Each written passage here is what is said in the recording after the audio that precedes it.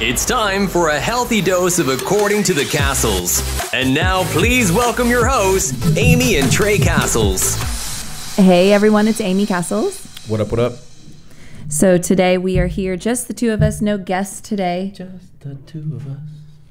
We can make it if we try. No. Oh, my voice just cracked. You know what? I wasn't at my best then. Oh, is that what it is? When are you at your best when you're singing?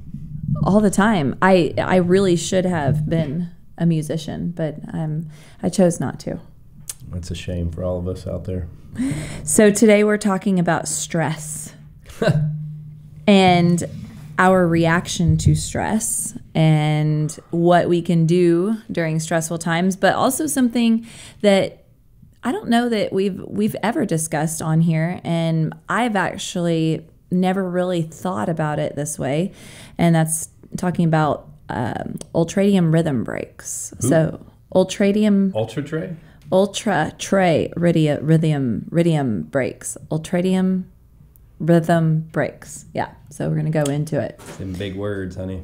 So I think you and I definitely have our different ways of dealing with stress. And if you're stressed, then I can most of the time handle it for short periods. But then I get annoyed, and then I kind of say, screw it. And then I do things that might egg it on even further. And then you blow a casket. And then I look at you like you're psycho. This is being recorded, right? Yeah. So Which would kind of almost admitted that you ignite the fire. Yeah, because sometimes it's really annoying. Like, just put out your damn fire. It's really annoying. Yeah. I would love to before it gets ignited with gasoline. Well, I guess that's what gaslighting would be, right? Yeah, you no, totally but gaslight my mood. sometimes when you're under a lot of stress and you're, being a little pouty guy. Pouty, huh? Yes. I will be good at first in helping you or whatever, and then, I admit it's not good. Let's talk about this being good and whatever, because I would like to know what that is and how long that's supposed to go, because I don't even recall that. Well, I don't know. I guess like the other day when we were sitting in the restaurant, it was Sunday morning, and for whatever reason you were having a stressful day, and I don't know why, because we did couples yoga in the garage. I wasn't having a stressful day. I was utterly annoyed that no one in my family was listening to me, and they were being disrespectful, and I was getting pissed. So you need to have control. I'm just kidding. I'm kidding. Respected. Okay. Well, by the time it came around for us to go to lunch, I had just had it, and I was annoyed, and I was annoyed that you weren't assisting me. You well, were just I know, because after the a while, whole process to go through, you didn't back me up. You didn't come in and reiterate. It was literally me on an island trying to dictate and wrangle up these little. But mongrels. but you were stressed, and then I became stressed, and then this is how I reacted. And by being a little brat to me? Well, you were being a little 2-year-old. So 2-year-old. I was thinking more like 5, but yeah, but I'm just saying that both of us had our stress response, and right or wrong, it is what it is. And I'm sorry that I said everybody needed to walk on eggshells around Dad. Yeah, totally disrespectful in front of the kids. I know. I said screw it. I literally you're supposed to be my partner, my wingman here. I was stressed. What can I say? And when you're stressed, you lash back at me. Pretty much. That's cool. Yeah. Right. So let's document this today. Yeah, but we all have our different reasons for getting stressed. So let's talk about this. All right. So first off, that's why you want to talk about stress today. Yeah. So everyone experiences stress, whether it be positive, traumatic, or somewhere in between. But at some point, there is always going to be a response within the body, no matter what the stress is. There's some sort of response.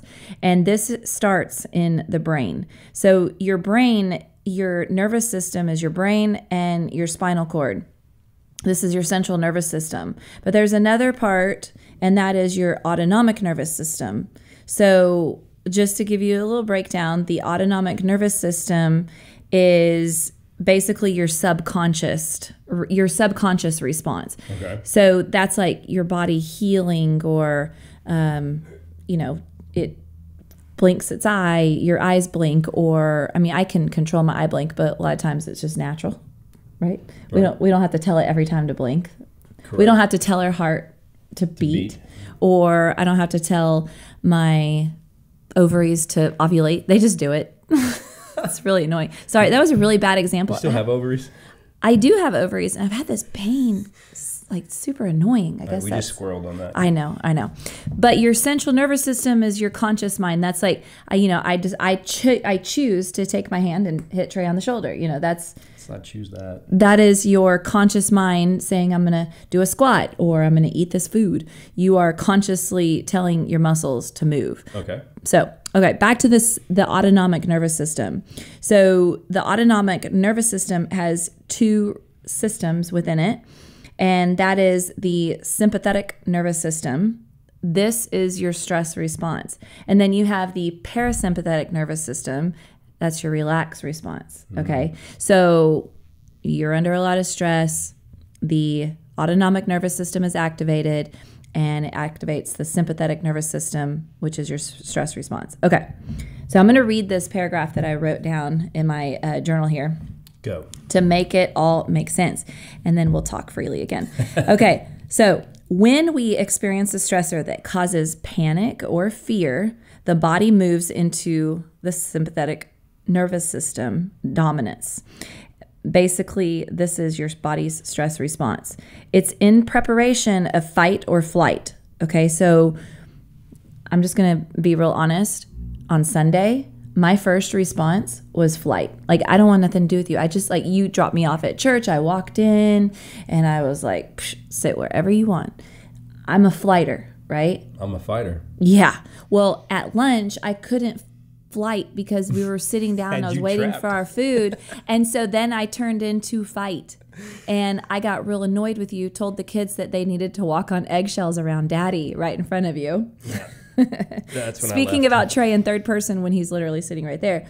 And that became my fight, right? So the central nervous system, or excuse me, the sympathetic nervous system puts the gas on the body's stress response, and this may create a state of mobilization, anger, or complete avoidance. And you and I both deal with that differently. Okay. Knowing that is going to help me just keep going. Well, you're an anger, and I'm an avoidance. But think about it. You get angry at situations, and I tend to bury my head in the sand about situations. I avoid it. I confront it. I flight it. Yeah, you're I fight it, you flight it. Right. Okay. So let's talk about what happens to the body during a stress response or the SNS dominance. Okay. You're in the red zone here. Yep, throttling high. And by the way, what can put you in the red zone is it doesn't always have to be a real stressor, like a tiger's coming at you. It can be a perception that you've created in your mind, a story that you've created in your mind. Okay. Maybe you are thinking that because this did not happen, that XYZ will happen, but you don't know for sure. But based on past experiences, now you've created this story in your head that this is going to happen. And now you've created this perception, and now you're in the red zone. Okay. I like that. Makes sense. Pupils dilate. I had no idea that your pupils can dilate under a stress response. Now you're going to look at my pupils because you look at my nostrils if I'm lying. Now you're going to look at my pupils if I'm stressed. If Trey is lying, but it's in a funny way, is that even a thing? Lying in a funny way. Let's say trying to tell a joke or you're, I don't know, just something dumb. I don't know. You flare your nostrils. If you're not telling the truth, you will flare your nostrils. But I don't know when you haven't told the truth in a serious situation. I would hope that is not the case. I've learned not to flare my nostrils. Okay. Another response to stress, your muscles tense up. So is this me or just in general? I'm not talking about you. Okay. You're so vain. You probably think this podcast about you. You created it off of Sunday's events. Well, I'm using that as an example of a real life situation. I'm sorry. Listen, our podcast, I'm telling you, we've got so much crap going on in our lives. I wonder if this is normal. I guess it is. It's probably normal. So hopefully you're feeling maybe normal. Maybe everybody goes through it. We just choose to talk about it in front of everybody. Maybe everybody, that's true. Everybody is going through this stuff. We're just talking about it. So the things that we talk about on our podcast are aligning with our lives almost perfectly every single episode in some sort of way. I just keep praying for God to show me what to talk about and bring me the information, and it just keeps coming. All right, so your muscles tense up. Trey's, you've had lower back pain, you've had different pain from, actually physical stress and emotional stress. But I know for me, my muscles will tense up in my neck. I was going to say your neck, yeah. Which that inflammation causes a lot of the sinus pressure, head pressure, all of that. And then I get the migraine. So muscles tense are definitely, for me, in my neck, are a sign of stress. Your heart rate increases. That's that adrenaline coming in. That's the adrenaline that's pumped into your body and creating this heart rate increase. Your blood vessels constrict.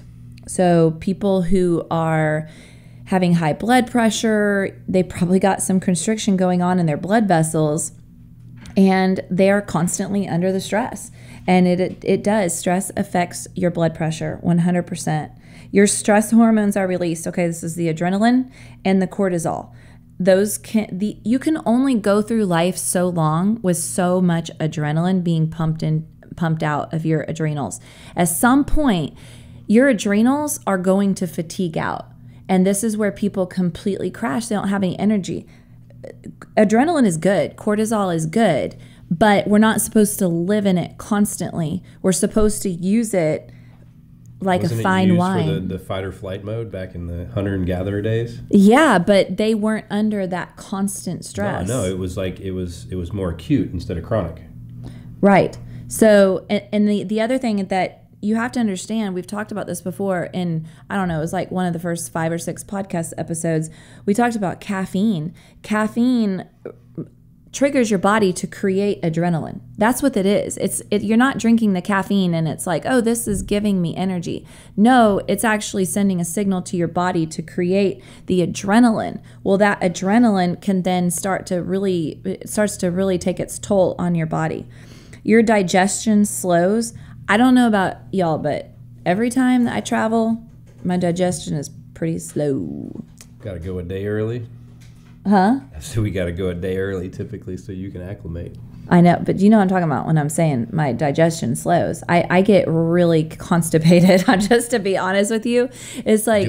Yes, I've traveled with you for 23 years. My stomach gets bloated, and it's like, I'm sitting here trying to pack, and I'm like, oh, what can I pack that I'll be okay to be bloated in? It's really annoying. It's quite an inconvenience, I would say. And you know what? A lot of women understand that. So it's not that I'm nervous about flying. It's just leaving town. I mean, you're getting all your affairs in order and lots of things to consider with your kids. So yeah, I mean, your digestion slows when you're under a lot of stress. Your immune system becomes suppressed and it does not function properly. So your stress response and fear can then suppress your immune system. So think about these past couple years. I don't care who you are. I mean, you've been affected in some sort of way. For sure. These past couple years. And whether you had fear of an apocalypse happening or you had fear that you were going to get very, very sick, you were under fear. We were under fear and we were under stress. It was stressful to go out because things were different. We were being told what to do and where to stand, how to act, whatever. And it was stressful. These things took a toll on our immune system significantly. And, well, we go down a whole other rabbit hole of that, but I'm pretty sure they've known this for a very long time. Okay, your libido decreases. I don't know about you, but I mean, I guess there's probably a lot of people out there that are like, man, I am so stressed, let's hit the sack. I guess all the guys would say that. Hit the sack? Well, whatever. Your libido does decrease when you are under a lot of stress. Okay. So think about something too. When you are under a lot of stress and your body's producing a lot of adrenaline, you need to still have fuel to go run, to go fight, to go flight. You got to have fuel. Well, your body's going to use either glucose or fat. Which do you think is going to be the first choice of food that it's going to go for? Glucose? Glucose. It's the easiest, readily available substance that your body can utilize in order to give it the fuel that it needs to get through these stressful times. Now, does your body then crave it if you're in a stressful state? Of course, after the fact. Yeah. After or during? Well, actually, during, after, all of it. Okay. Yeah. So a lot of people will have a significant reduction in their sugar cravings if they are reducing their stress. So your stress is producing cortisol, it's producing adrenaline, which is causing your body to need a good source of fuel really, really quick, and it's using up all of your glucose stores. And it sucks. It's like, man, so you'll have a better fat burning capability. So if you don't have the glucose in there, if you've reduced your sugar and you go to the fat, it doesn't matter. You're still feeding stress. You can't get rid of what feeds the stress. Wait, say what? Your body's going after glucose or fat to feed what your body's looking for when it's stressed. If you have adrenaline pumping through your body and you're under stress, your body is going towards glucose for its fuel. If there's no glucose or it burns through the glucose, it goes to the fat. You probably pass out by then. But think about all the people who are under high amounts of stress and they're going keto. Some do it well. Maybe they're not under as much stress, but some of them are under a lot of stress and their body isn't efficient at burning the fat and they can't do it. They can't hang. They can't do low carb. What if you're on a Candida cleanse and you don't have sugar? But Candida cleanse, you're not lowering necessarily your carbs. You're lowering your type of carbs. You're not counting carbs. If you're on keto, they're counting carbs. Yeah, I don't know. I'm not too familiar with. I mean, I don't even know how many grams a day. It's like a very small amount. Like there are carbs in everything. So, okay. So when the stressor passes, then we transition into a more relaxed and calm state, and this is the parasympathetic nervous system. So this is you're now moving into the green zone, and it's your body's state of rest, digest, restore, and rebalance. So your parasympathetic or PNS nervous system helps put the brakes on it. So now we're putting the brake on the body's stress response, and this promotes a sense of well-being. So what happens is basically the exact opposite. You have your pupils dilating, your muscles relaxing, your heart rate slows down, your blood vessels dilate, the stress hormones are inhibited now, your digestion improves, you run into the restroom, your immune system is then activated, and your libido normalizes. So it's the exact opposite. After. Yeah, this is your body wants to go to a place of homeostasis. Your body wants to have balance and it wants to be restored. It's always going to thrive and move towards that. But you have to give it what it needs in order to do that. And your body does need certain nutrients. And if you were to look at the, like in biochemistry and there's the cycles, everything is a cycle. And you need this nutrient to then convert to this nutrient so that your body can produce this nutrient. When those all take place, your body has a better ability to become balanced, I guess you could say. When did you get so smart? Listen, it's just reading, Trey. Okay,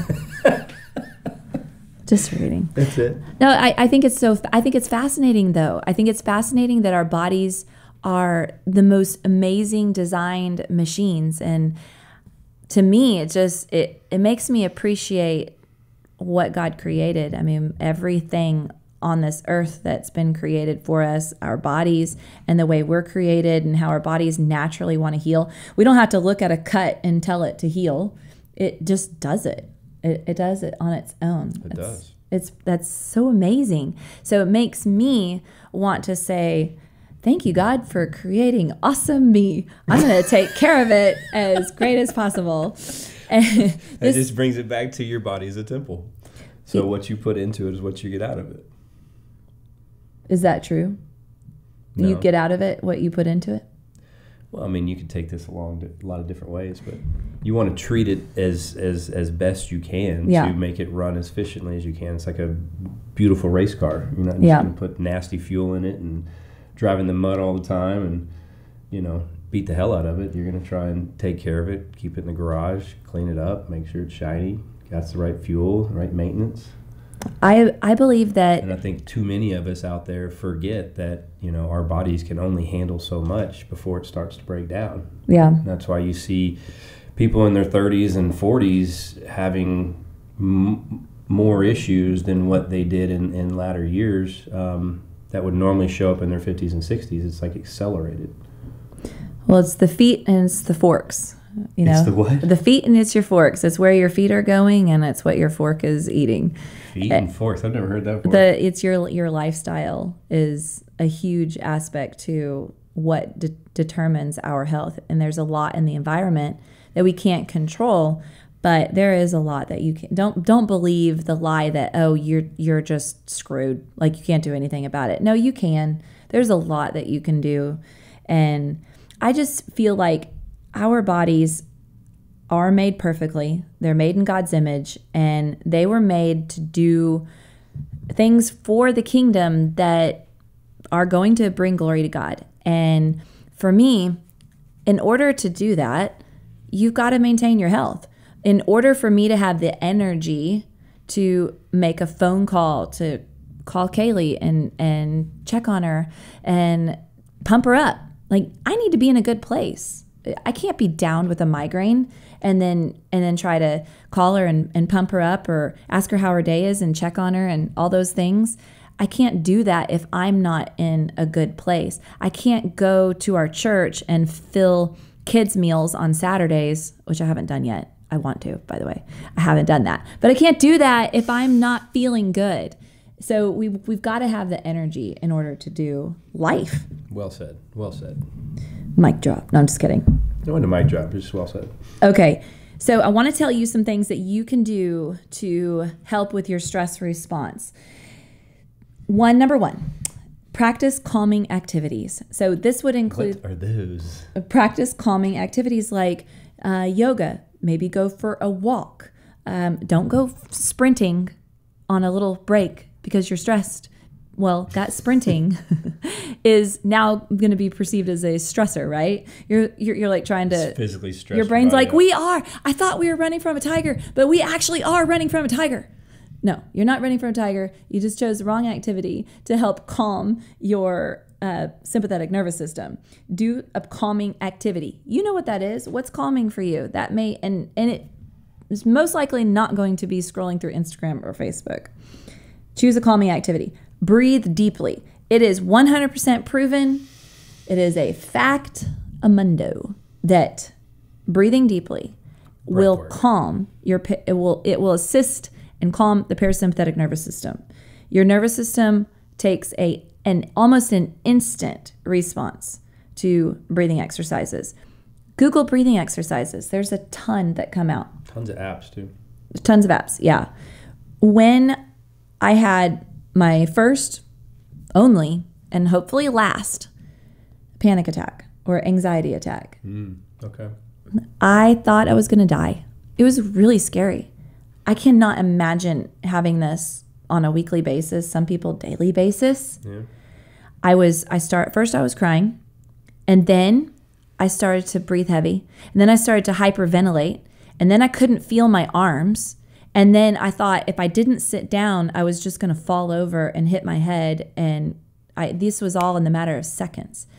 And thankfully, because of my experience teaching yoga and breathing exercises at the beginning of yoga class, I started to force myself to breathe in 4 counts, hold, exhale 4 counts, hold, breathe in 4 counts, hold. And I started doing this, and it was very challenging.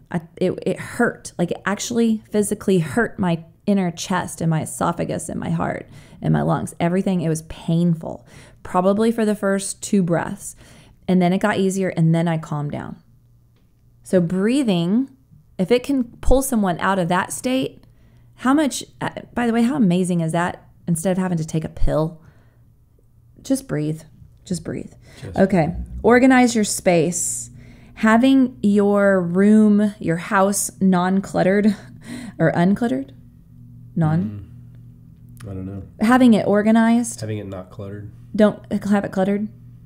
Don't not have it. Here we go. I'm just kidding. Do not have your house cluttered.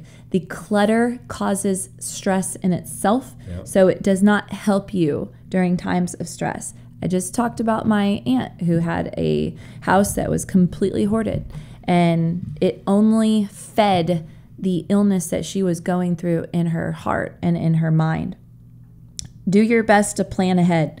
We had Bonnie on here a couple of weeks ago, Dr. Bonnie Hubert. She talked about planning ahead. How has your planning ahead been working for you? It was a game changer. I took all those 3 points and, write down what you need to every week. You prioritize it into what you directly can do for yourself that you need to do off of that list, what you can put on auto draft and what you can delegate. And it simplified everything for me. So literally since she's been on, I've taken that in the last 3 weeks. On Sundays, I do that. I get all my supplements ready. I get all the calendar outlook for the week. And I kind of put this outline together. I'm very good at delegating. I got to get more of the direct stuff. Did you know that was my next point, was delegate? Oh. Yeah, you're good at delegating. But I guess you don't really delegate anything to me. Oh, yeah, I do. Who are you delegating? The beauty of it is you just don't know. Oh, I see. Okay. The next one, obviously, was delegate. But the next one after that was take breaks. Ooh. Okay. This is the coolest part, I think, of this episode. Taking breaks? Yes. No. Well, it's called ultradian rhythms. Okay. Have you ever heard of circadian rhythms? Yes. Oh, really? What are they? They're rhythms. That you've heard of? That I've heard of. That are from Circadia. I know. Okay. Everything in life has a rhythm, has a cycle. It has a pattern. Math is a pattern. Your heart has a rhythm. Your hormones have a rhythm and a cycle. The female cycle. Plants have a cycle. They have a rhythm. The earth has a rhythm. The moon, all of it. So there are ultradian rhythms, and these are basically mini circadian rhythms that your body goes through about every 90 minutes. All right, so when you are working and you are just going hard, your body is going to have some responses which are basically telling you that you need a break. And this is about every 90 minutes. If you don't do it, you start to have this buildup of cortisol and adrenaline. These are the byproducts of the stress that you've been under. And if you don't activate that parasympathetic nervous system to come out and push it out every 90 minutes, then you're going to start seeing some things happen within your body that are going to create over time some chronic issues. If you're young and you're listening to this podcast, and you're in your 30s or your 20s, you're probably not feeling these things yet. But I'm telling you, if you want to hit your 40s, 50s, 60s, and you want to be an absolute superstar, start doing these things now. And then when you get to the 40s, 50s, 60s, and on, you're going to be so far ahead of your game. So far ahead. Okay, your body is saying, I need a break. And it needs a break so that it can replenish, repair, detox, and rebalance. These little breaks happen. Say that again. Replenish, repair, detox, and rebalance. This ultradian rhythms have been a study that the U.S. Department of Defense has studied, as well as the Israeli Department of Defense, because they are trying to study prolonged human performance. So we have in the United States a belief that we go to work at 9, we take a lunch break, and then stop at 5.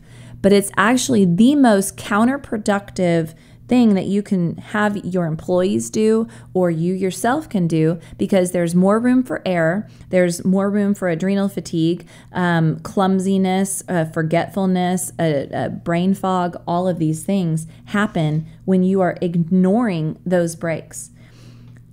A lot of people and smokers have said this for years, okay? People are like, smoking is unhealthy. Yeah, I get it. Smoking, I do agree, is unhealthy. Gives you a break. But it gives them a break. They're going on their smoking break. And guess what they're doing when they're on their break? They're breathing in. Are you promoting smoking? No, I'm not. Sounds like it. But I am promoting the break and their breathing. So if you saw somebody out there next to the smokers, not smoking, breathing in. Maybe they have an N95 mask. And they're like, it's like, what are you doing over there? I'm just taking my smoke break. Getting my Arcadia. But I would put like little essential oils, some essential oils on your mask. And then you're out there with your mask breathing. You would look like a total nerd. Like just breathing in, but you're actually breathing in essential oils, but you're around the smokers. So technically you're taking your smoke break. But you know what? This is interesting. I want to dig into this a little bit more, but there's actually some benefit to nicotine in the natural dose or in the natural form, and then also obviously not in high doses like in a cigarette or gum. But I can start smoking again. This is awesome. No, yeah. Disgusting. I would murder you. So when you, I'm just kidding. This is no offense to any smokers. You know what? Any smokers out there, I'm really proud of you listening to your body and taking breaks, okay? And if I could encourage you to choose a different form of nicotine that doesn't have any artificial flavors, colors, sweeteners, or dyes, such as the vape pens, that would be really beneficial. You'll just hit that next level. But anyway, so back to the prolonged human performance. If you want to have prolonged performance in what you're doing with less error and less fatigue, take a break. You will also, so you'll have some signals come on in your body. The first thing is obviously fatigue. So you took a break. You're like, I just took a break an hour and a half ago. What's going on? I'm already tired again. Your body just needs a break. It needs a change of scenery. You will feel hunger or thirst, carb cravings. Think about it. You've been under a little bit of stress. It may not even be a lot of stress. Drink and a snack. Well, think about what are carbohydrates? Carbohydrates are the simplest forms of sugar, and it's an instant pick-me-up. It's an instant jolt, which is your body, it instantly is craving sugar because it's actually not craving, it's not needing the sugar. It's saying, I need a break. I need to have a little change. Do you remember Jolts? Yeah, I do. Those were so good. I never drank them. Oh my God, it's crack. I never drank them. Sorry, go ahead. Yeah. That's why you liked them, because they were like crack. Oh yeah, anything that it gets you going. Oh, Trey likes he likes all kinds of stuff. Yeah, here's our addictive personality over here. We had to keep an eye on the kids. They're like father like son. You know what I'm saying? Man, Deputy Dewey over here is going to keep them in line though. Hey, I think if the addicted one would be Avery, or probably just Avery. It is Avery. I think it would be Avery because Evan and River are pretty. They're pretty balanced. Yeah. We're team Avery or team Evan and River and Mom against me and Trey. Avery will take y'all down. Yeah, y'all. We'll be all sugared up and doing circles around you, and then go crash. Trey's like, "What the heck, Avery? Where's your phone?" I'm not kidding. Not kidding. 10 minutes later, Trey's like, "Where's my phone?" They are so much alike, and I think that's why y'all butt heads, because y'all are alike, both of y'all. Father like daughter. Yeah. Okay. Father. So let's get back to it. Brain fog, I've already talked about that. Bathroom urge. How many times have you been sitting there and, you're just like, I really got to go to the bathroom, and it's your body saying, I need a break. Like, go take a break. But so what about those mean teachers in school that just tell you to hold it? Well, I don't know. That's why I hated school. I did not like someone telling me whether I can go to the restroom like somebody or not. telling you what to do. I did not. I enjoyed bathroom breaks. Okay. I am an introvert, and I like to go off into, anytime I've ever done conventions or anything like that, and then they have like a little break, and you have some people that stick around and they need to talk to everybody. Not me. I bolt. I'm like, gone. Somewhere by myself, bathroom stall, quiet. That is how I recharge. But other people, Recharge on the toilet. Other people will talk to others, and then that's their break. If I did that, I actually feel like I did not get a break at all. So I have to kind of disappear. Okay, fidgeting. As Trey is sitting here fidgeting with his fingers, not kidding. That is something I've always done. Fidget spinners are I love those. Huge here. Yeah. And by the way, can I just say that in other countries, they do so much of a better. God, I gotta really improve my grammar They do here. a much better job. They do so much of a better. They do a much better job. They do a much better job at taking breaks. In Japan, it's about every hour to 90 minutes in all their factories and workplaces. They take breaks and they do exercises. They move all their joints around. They take deep breaths. They do a little Tai Chi or something. And I'm not saying that as a racial slur at all. Like, they really do Tai Chi and some yoga exercise. Okay. They are way more advanced when it comes to listening to their bodies as we are. So the last one is being annoyed. When you need to take a break, you start to get annoyed with maybe your coworkers or your kids. I remember when the babies were little and there were days where they were so fussy. Just the irritability. I remember Avery, I'm a first time mom, and she would not stop crying. Nothing was making her happy.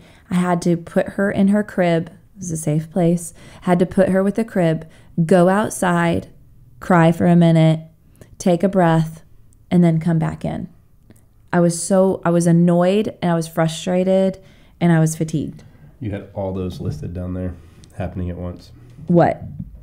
The whole list you just went through. Okay. Well, all right. So let's talk about what happens during your breaks. When you take a break, your body starts to sort and connect any of those ideas or memories or information. You cannot be a constant inbox. If you are a constant inbox of information, it's going to get all scrambled up. That's why inbox, you're like just taking on information. Yeah, I mean, imagine you're in an inbox sitting on your desk or your email, and it's just constantly getting stuff. You couldn't keep up if it just kept coming. You would have to say, "Hey, wait a minute, and pause. Let me empty this out before you put anything else on my desk, or I can't fit anything else on my plate." It during those moments of little bitty breaks, and it could be 5 minutes. Preferably 15 minutes, but you could do 10. During those times, this is where your body is like digesting all of that information that's been coming at you all day while you're at work or doing whatever it is that you're doing creative. And then it's then reconnecting and then giving you the information that you need. So this is why when you're in the shower, you have something pop up and it's like, it makes so much sense and it's clear. It just kind of came to you. Or maybe you're out for a walk or you go for a run or a jog. Clarity. Yes, microcellular tissue repair. Ladies, you want to have great looking skin, get your rest at night, get your ultradian rhythm breaks during the day. Your cellular tissue is repairing not just in your skin, but all over your body. Your body is detoxing. So I'm a huge afternoon napper. I take about 20 minutes, 25 minutes to lay down. I put a mask over my eyes. Sometimes I put my AirPods in. Most of the time not. I have a noisemaker in my room. And I will take a nap, and every single time I wake up, it was like, bowels are ready to be emptied. I have not had success with the 20 minutes. Once I dove off, I'm an hour in. I know. I don't know. So you may not be a person who can lay down and take a nap, but you may be a person who can go sit on a chair and sit up, or sit down on the ground and sit up nice and tall, and for 20 minutes have a meditation, a breathing exercise. Like once you turn the engine off, it's hard to start it back up. But if I just go sit idle somewhere, I can relax. Or maybe you are a walk breaker, a break walker. Break walker. Yeah, you just I'm not a break dancer. Maybe you just need to go for a walk, and that would be for me. A walk, it's not beneficial. I have to lay down. When I was in real estate school, we had a break for 10 minutes on the hour every hour. And many of those times, I would actually go into one of the extra classrooms that weren't being used. I would set my phone for a 10-minute break, and knowing that I probably wouldn't be able to fall asleep, and if I did, it would probably be for a minute or 30 seconds, I would do that a few times during the day, and it would rejuvenate my energy level so much. I was like raising my hand, I was so, shut up. You know what? Be quiet. Be quiet. Sitting on the front row, teacher, I have the answer. No, I did not have the answer. I had a question. Oh, okay. I definitely did not have all the answers. I have a question. So anyway, there's a whole other story with that. But anyway, when you take a little nap or a little rest, you're going to just completely rejuvenate your body. But like I said, if you can't do it, then maybe you just need to sit and meditate. Your ATP gets reproduced. So your adrenaline triphosphate, your ATP or adenine, adenine triphosphate, something like that. I don't have a clue. This is your energy. It's your energy, your body's cellular energy. It's going to be reproduced. Okay. And then your blood sugar will start to balance again. Remember, you're going to have that blood sugar drop under the stress, or if you keep on going. Your immune system is activated, and of course, your mood adjustment. Maybe you needed a break on Sunday for a little mood adjustment. Maybe I just need a little support from my wife. Yeah, well, my,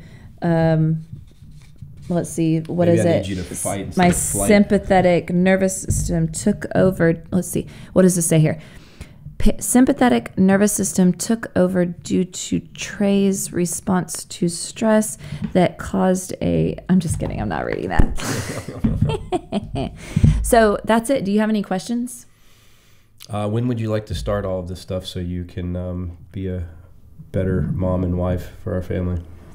Well, I actually do take a lot of breaks during the day, but I thought it was because I'm ADHD, but you know what? The more that I read into it, because we're actually going to get Avery tested, I don't think I am. I think I just need to take breaks, and like everybody else. What'd you say? I wasn't paying attention. Yeah. I hope you learned something today, and I hope that you'll take your breaks, and I hope that you will pay attention to the way in which you respond to stress, and understand that stress can be something that is a chronic issue, and you may be under stress constantly, and you may not be able to lower your stress, but you can do something about it that will help with your body go through it. Well said. Thanks. You're very smart. Thank you. Pretty. Thank you. I curled my hair today, so Thank y'all so much for listening. Have a wonderful week, and we'll talk to you next week. Bye. Take care. Bye-bye. Thanks for listening to another episode of According to the Castles with Amy and Trey. Be sure to subscribe wherever you get your podcasts so you never miss an episode. To stay up to date with the Castles, follow Amy on Instagram @acastles. Until next time, have faith, enjoy life, and love abundantly.